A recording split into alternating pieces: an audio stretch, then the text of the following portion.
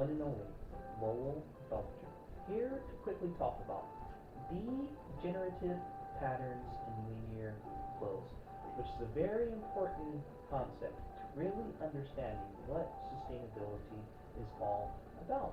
So one concept is that nature has evolved to infinite diversity, while humans have designed readily and manageable uniformity, which is why humans are really engulfed in a one-way linear system.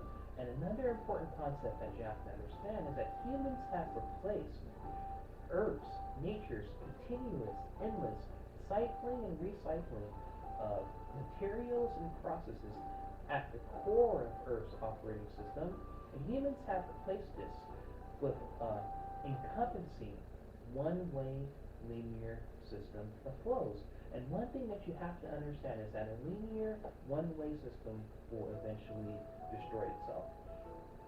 And the effects of our linear one-way system has been, an example is our environmental degradation and resource depletion.